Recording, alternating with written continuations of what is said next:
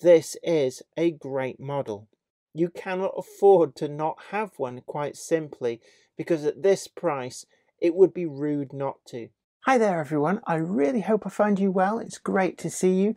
Welcome back to the channel. I'm Jennifer Kirk, welcoming you up here to the loft on Weir Yard.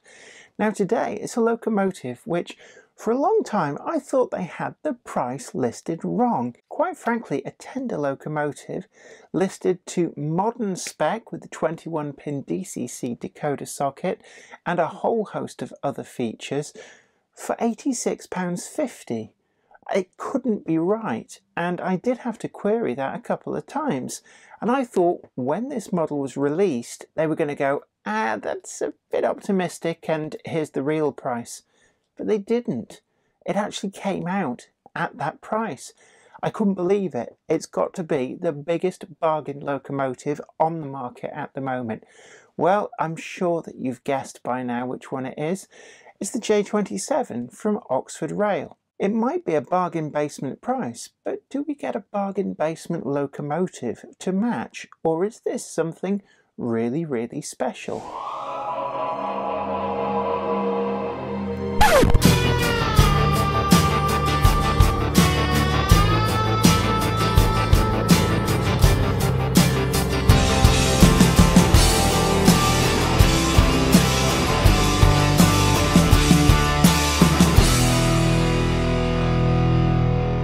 When Oxford Rail first announced their J27 model, it was something that I was really looking forward to. When I actually saw the price that it was being advertised at, it made me quite intrigued. It was almost as if there'd been some kind of clerical error in the data sheet that had been sent out to retailers, because the price it was getting listed at was incredibly low when we'd grown used to models that at that point were already well over £100 for any tender locomotive. Well, I'd really expected that price to go up as we got closer to the release of this model, but actually it stayed the same, and it really is the price that these have come out at. This particular model I picked up for £86.50, and I've seen them around for, hovering between the £90 mark and down to around the £80 mark, depending on which shops you get these from. They're selling out really quick. They first brought out the LNER version, well, certainly the later LNER version. There is an earlier LNER version still to come at the time of recording. We're also still waiting on the late BR Crest version. But this is the early Crest version, and in all honesty with you, I would not be surprised to find that these had sold out by the time this video actually goes out, because the price that these are being released at is just incredible. And we've just recently had another manufacturer announce models which are now passing the £300 mark, and this is coming in comfortably under the £100 mark, just showing that a company can deliver a model at a really great price that isn't necessarily compromised in any way. And we've got code OR76J27002, the J27BR early, and this has the running number 65837. The box itself, we've already seen this shinier cardboard with the tanker wagon that we reviewed from Oxford Rail, and it's nice to see it's continued. It does give a much more quality feel to the box, and I think as well from a retailer's point of view it is also something that protects it somewhat from shelf wear. Now the J27 along with the J26, the J25 and I think the J24 were all Northeastern Railway designed and built. They were built principally for moving the heavy coal traffic, and actually they were so good at this that they outlasted some of the BR standards as well, with the last of these not going until the late 1960s, really right up towards the end of steam on British Rail.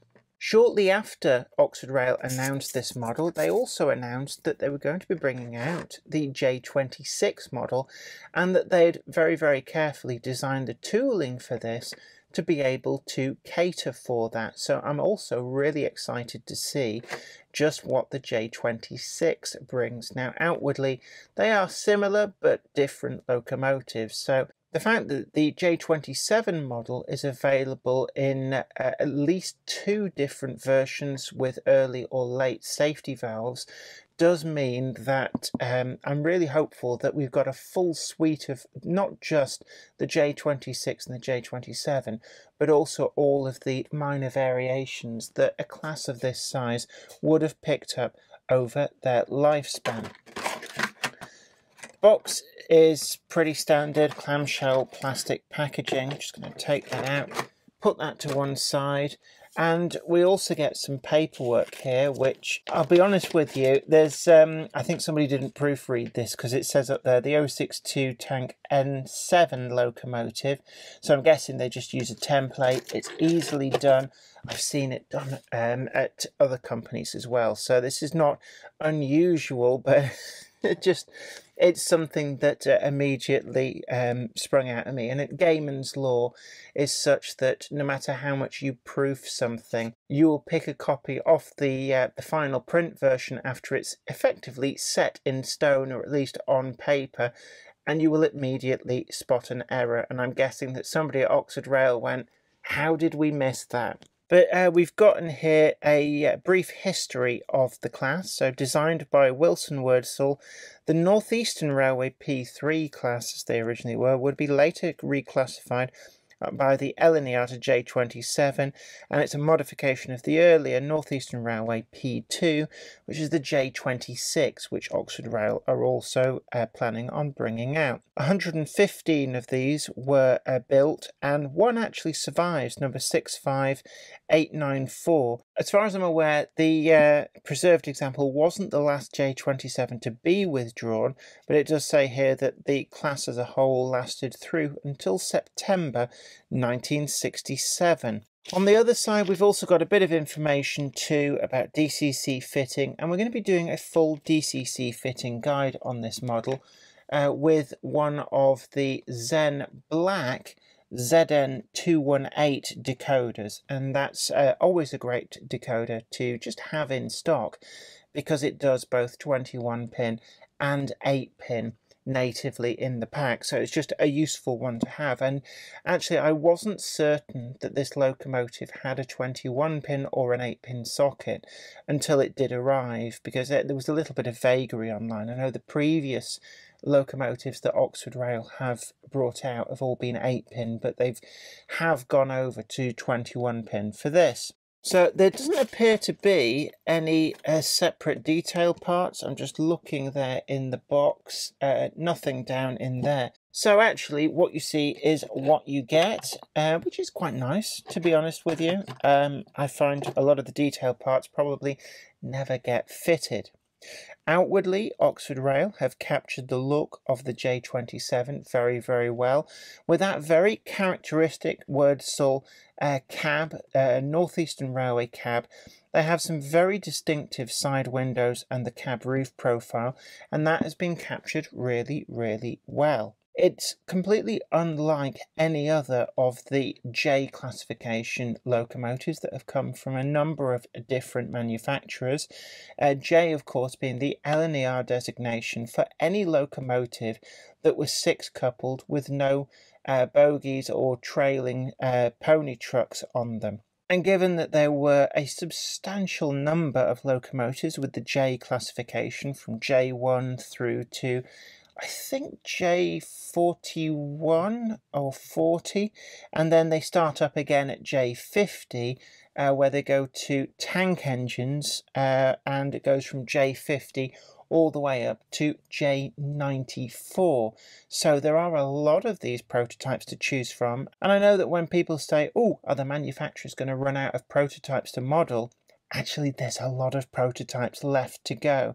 I think we've only had maybe 8, possibly 9 of the J-class locomotives out of all of those possible versions. The livery itself is fairly plain, but again presented in this satin black, which would benefit from a bit of weathering, but out of the box I know some people do prefer to keep their locomotives in a sort of ex-works condition.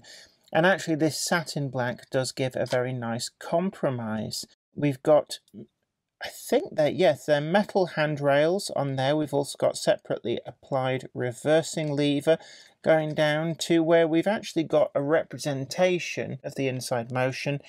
It is purely for cosmetic reasons, but actually with the motion there painted in the red, it does stand out, and you can see why it's really a benefit for any model locomotive to have at least a visual representation of that motion, because the lack of having that in there really would stick out like a sore thumb. So really pleased to see that. In terms of the rest of the detail, the characteristic face of the locomotive is captured reasonably well. You can just see there along the bottom of the smoke box, highlighted by the light. The rivet detail is actually pretty good. It's not too heavily done, but it's enough to be nicely visible. We've also got an assortment of other fittings on there. They mostly look to be moulded, but the smoke box dart there is separately fitted. I think it's plastic. It's got a bit of a spring to it, but certainly nicely done. And we've also got the lamp brackets there at the top, separately applied. I think that they do feel more substantial, and I suspect that they are a metal etch. The smoke box number is crisp and clear on a raised plate then. It'd be interesting to see if we do eventually get the P3 iteration of this locomotive. It would be nice to have a pre-grouping version, but of course I suspect that the pre-grouping locomotive didn't have the smoke box number there, so it'd be interesting to see whether the tooling accommodates that or not. The rest of the smoke box door is really well done. It's dished properly. That looks to be about right. In fact, I'm just looking down there. Is that a separately fitted item? Or no, I think it's just an illusion caused by the shadow of, again, separately fitted metal handrail across the front, and the radius on that does look right. The funnel on this, I'm just looking there. One of the things that I do like to look out for is how well it seats to the boiler, and I see no evidence of it not sitting fully home. Looking down the funnel though, we do get a blank, and it's a shame in a way that it couldn't have been open all the way through. It's not impossible to, I guess, drill that out so that you then just get the blackness of the void of underneath. Although without looking on the inside of this locomotive, I can't tell whether actually that will go down into ballast weight or something else. Cab windows on the front, again, another very distinctive look of these locomotives, captured really quite well. It looks almost sad when you look back there, the way that the windows follow the curve of the boiler. The whistle on the top, I think is metal, turned metal. It certainly feels quite substantial, and it is quite solidly in place. Safety valves on the boiler. There are two different versions of this that I've seen.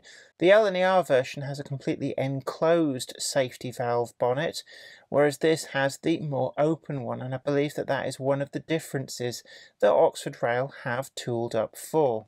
The wheels actually look really, really good. They've got a nice solid metal tread on there, which isn't too shiny, and the centres as well do not look plasticky in any way.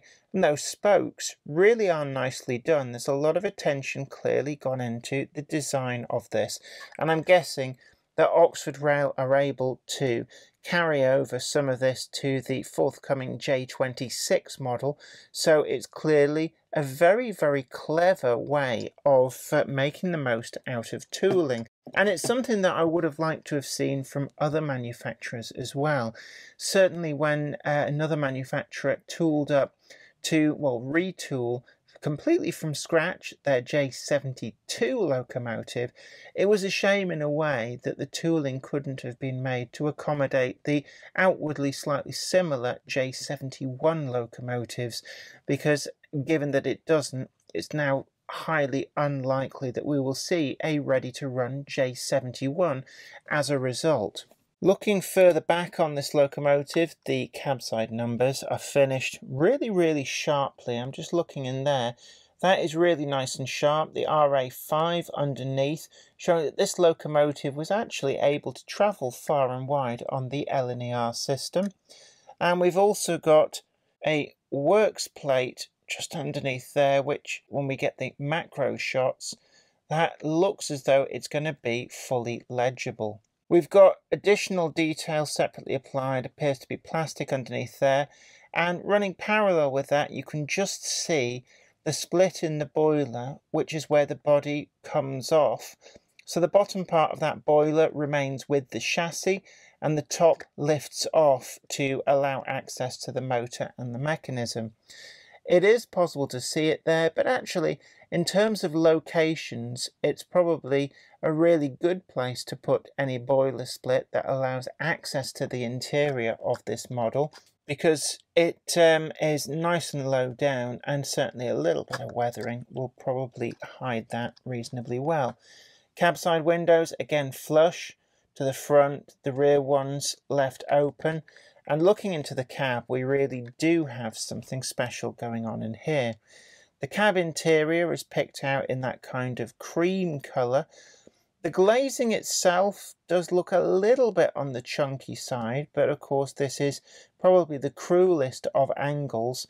But you also get all of that backhead detail, and that's actually quite amazing. For a locomotive that is coming to market for, well, this particular example, bought for £86.50, Oxford Rail have not skimped on any of the interior. Now, I did review another locomotive from another manufacturer that has been brought out specifically to fall into this kind of price bracket, but one of the areas where it was quite clear that they had made economies was with the backhead detail on that locomotive, and no such compromise has taken place on this model. That's actually really nice. I can see the needle and markings on the gauge. The water sight glasses as well, nicely picked out with that chevron backing to help the crew see the water level. And we do appear to have other separately applied detail.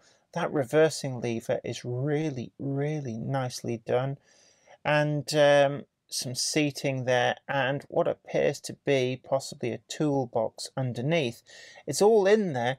The only thing that really I can see that detracts somewhat is we see the holes on the inside that are for the handrails fixings on the outside, and it is a shame that a different method couldn't have been adopted, but it's not a deal breaker.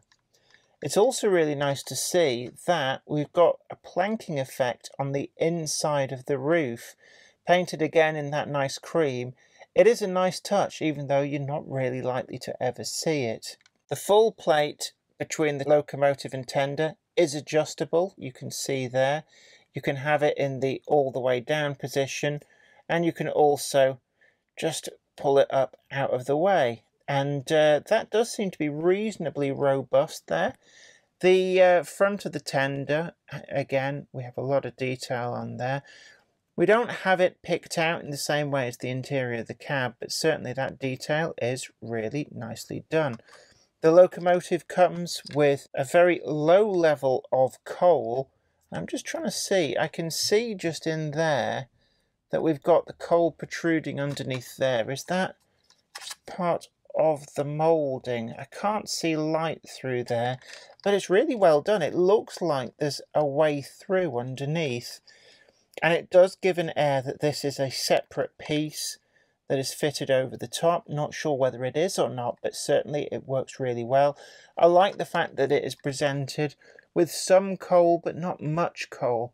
And it leaves the end user to make the choice whether they wish to leave it like this or use some real crushed up coal to bring the actual fill level all the way up. We've also got some fittings down the side, again separately applied, and these are for if you want to add detailing. You can get some fire iron sets, and that's where they would rest.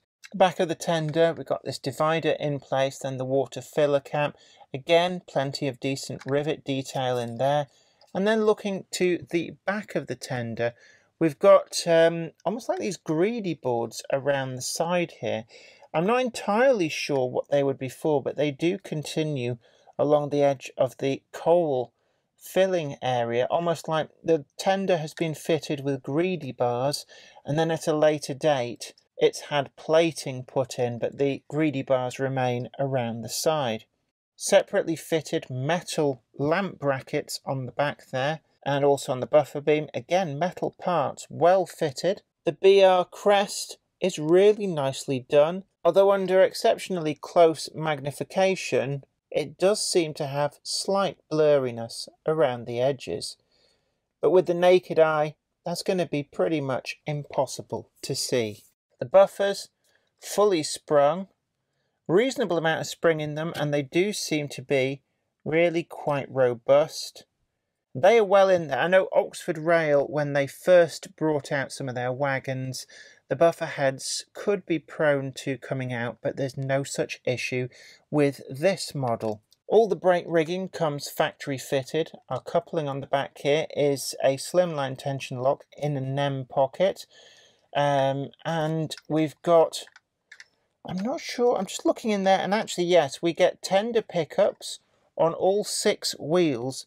One thing I am noticing though is that they're going to need a lot of adjustment. They are not actually pressing on the wheel, and that's something that when the locomotive has been running, I have had a few issues. I must admit that I had to adjust the pickups at the front of the locomotive to get it to run properly, but I missed out on doing it for the tender. This locomotive does have the potential to be an extremely reliable runner, but out of the box, those were not adjusted properly, and this is something that really, I think, probably does need to be fed back to the factory, because it is make or break for the reliable running of a model when somebody gets it out of the box. The drawbar between locomotive and tender is semi-permanently fixed front and back. There's an easy to unscrew fitting on there, and it does protect this wiring really, really well, which for me is very important. Brake rigging, again, factory finished at the front, and we do come with another slimline tension lock coupling in a NEM pocket fitted to the front, which if you wish to, you can very easily remove. Front buffers, again, sprung, metal coupling hook, and metal lamp irons on the front of the locomotive. Out of the box, I had this locomotive running on DC on the DCC Concepts rolling road. It ran reasonably well actually, but as soon as I had it onto the main track, it did stutter somewhat. I traced this problem down to the wheel pickups not actually touching the backs of the wheels properly. After some careful adjustment with a pair of tweezers, I was able to get a pretty reliable performance out of this locomotive. Looking here in the review, what I've also discovered is that the tender pickups aren't actually touching the backs of the wheels properly, and an adjustment in this area would be an easy win for Oxford Rail for the future batches, and one that I hope that they will ensure happens. Once that running performance was sorted out, the locomotive performed faultlessly on weir yard, taking within its stride gradients and complicated point work without any hints of derailing whatsoever. Train-wise, I had it running with up to 5 Mark I coaches before the 6th coach made the locomotive slip to a halt. There seemed to be a very sudden transition between the locomotive running without any issue and just sitting there with its wheels spinning, unable to move the load. I tried swapping out the extra Mark I coach with a different one, just in case it was a rolling resistance issue, but actually I found that it was the same no matter which Mark I coaches I used. The real locomotives, however, were very much firmly a freight locomotive. Most likely to be seen handling heavy freights over the Stainmore route was one of their stomping grounds. And to this end, the Hornby HTO hopper and also the Accurascale HUO hoppers would be an admirable load for this locomotive to pull. When tasked with such a train, I managed 8 wagons before again I started to see some degree of wheel slip. However, the Hornby HTO hoppers do tend to have a somewhat higher rolling resistance than any other comparable wagon, so actually I felt that this was still a reasonable length train for the average end user. Moving on now for the DCC fitting. I'm going to be using my trusty jeweler's screwdriver set, and I'm going to pick out the smaller of the Phillips style screwdrivers. Leaving the locomotive coupled to the tender, I'm not going to mess about with that. The socket is in the tender, so we don't have to delve into the locomotive itself. I'm going to be using the Zen Black ZN218 decoder, which the eagle-eyed may have spotted I've actually already fitted to this locomotive, but I'm going to go through the full process again. To get inside the locomotive, we need to look for these 2 screws just here at the front, there, and down there. These can be accessed quite readily without needing to remove any of the braking gear. The tender top then lifts up at the front, and there are 2 clips at the back, but I found these to really grip in place, and I actually ended up fitting the locomotive with the tender top just held at an angle. You can see the 21-pin socket just there. Make sure that you get the decoder in the right way round. Seen here, the Zen Black ZN218 decoder fits in perfectly into the space. The plug and play stay alive lead can then just be tucked out of the way and the body put back into place. The blanking plate that comes out is of quite an interesting design, and this is probably of much more interest to DC users in that it contains an electrolytic capacitor. When I asked Oxford Rail what this was actually for, I didn't really get a definitive answer. It was suggested that this helps its performance on DC, but I'm not entirely sure on the validity of that, or whether it's actually a form of suppressor, just to suppress any radio interference. Either way, it's not a design of blanking plug that I've ever seen before, and I'm going to tuck this away in the box for safekeeping. Once you've got that decoder fitted in place, just drop down the tender lid, making sure to apply some pressure to the rear. Just make sure that the lead from the plug and play stay alive doesn't jam within, and you should easily be able to push the tender body home with the tender chassis. There should not be any gap there and any feeling that it's trying to spring back open. Once you've done that, it's simply a case of screwing those 2 little screws back up. These do not need a massive amount of torque. The clip on the back of the tender is doing most of the work. And there you have it. Really, really quick and simple to DCC fit this locomotive. And then it's simply off to the programming track, where the default DCC setting will be number 3. You can either keep that or reprogram it to any number that you choose. I chose 6537, first 2 and last 2 digits of its number, and that's a convention which I tend to work to for my locomotives. So we turn now to the scores. First up is build quality, and actually I found this model to be reasonably robust. The buffer heads, which in the past on some of the earlier Oxford Rail models could be a little loose, are firmly attached on this model. The seam along the bottom of the boiler is reasonably well hidden, although on this example you could see it against the light. On the inside of the cab, the windows were a little bit chunky, but I suppose that is a compromise to keep them flush on the outside, and for most people you're not really going to see that all that much.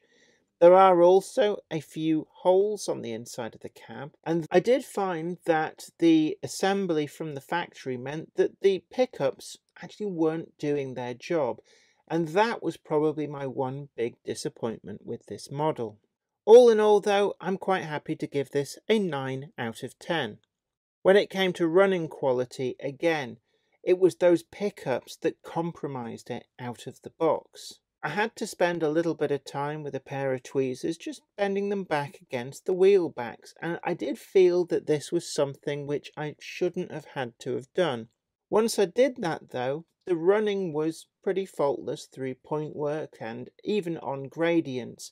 The locomotive never once derailed, even on some of the dodgier track work on Weir Yard. The actual speed curve was pretty reasonable. I could get the locomotive down to a crawl and also up to a prototypical top speed, and it did feel as though the locomotive was adequately geared for the task in hand. When loading it up with the train though, I could only manage 5 Mark I coaches. The 6th one made it skid to a halt, and it did feel that there was a sudden drop-off in grip from the locomotive. The same thing happened with the train of wagons, but it's still a reasonable length train, and for the average modeller, that would still be more than adequate. But it keeps coming back to those pickups, and really that's where this model lost most of the score, and I give this a 7.5. On Dcc Fitting, it was again remarkably simple. The inside of the tender is roomy, and really there is no trouble fitting any decoder that you choose. I chose the Zen ZN218 decoder because it's a convenient one to always have to hand. It also gives you that plug and play stay alive, and there is ample room within the tender to fit one of those too. So I'm going to give this a 9.5. When it comes to accuracy and quality of finish, there really wasn't any foibles to note on this model. It is well finished, it looks the part, and when comparing it to photographs of the prototype, I could not see any area where I felt that they'd got it wrong, so really nothing much to fault there. I was also really pleased with the backhead detail in the cab. That's really nicely printed in all those different colours. The separately applied reversing handle was there and looks really good. And I thought it was a great touch that Oxford Rail had done that representation of the inside motion, so I'm quite happy to give this a 9.6. When it comes to value for money, this is the runaway success of this model. Oxford Rail have managed to deliver this model for an incredibly low price. £86.50 would have been considered a good price for a model like this 10 years ago. And yet here we are with all of the inflation that's gone on, and with one manufacturer having only just announced a model breaching the £300 mark, and Oxford Rail have delivered a high quality tender locomotive for the prices of 10 years ago. This J27 is staggering good value for money. You cannot afford to not have one, quite simply, because at this price it would be rude not to. So really there is no other score other than 10 out of 10 for value for money. And that gives an overall score of an incredible 45.6. Can I recommend this model? Certainly yes, I can. This is a fine addition to my fleet, and I'm really pleased to finally have a really good quality, amazing value for money J27 for Weir Yard. Well, I hope you really enjoyed that video, and did you agree with the score that I gave this locomotive? Have you got one of these and you don't actually agree with what I said, or do you agree wholeheartedly? Whatever it is, I'd love to hear from you down below. It's really great to see your comments, and I do read them all. Also, do you agree with me that it would be really nice to see the North Eastern Railway pre-grouping version of this appear if Oxford Rail can make that happen? Also, what would you like to see me review in the future? Leave a comment and a suggestion down below, and you never know, your suggestion could be the one that leads to a future video. But until next time, this is me, Jenny Kirk, saying don't forget to like, share and subscribe, check out the merch, and until next time, you take great care of yourself. Happy modelling, bye for now.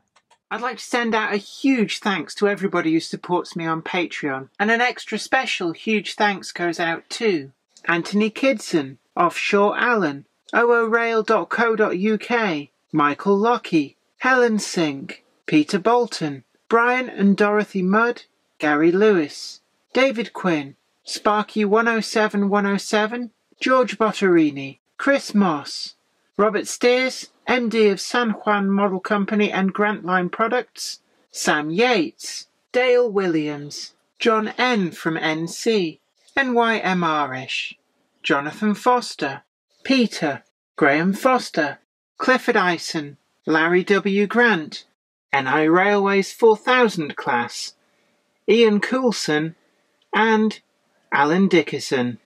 Thank you. Without you guys, I couldn't do this.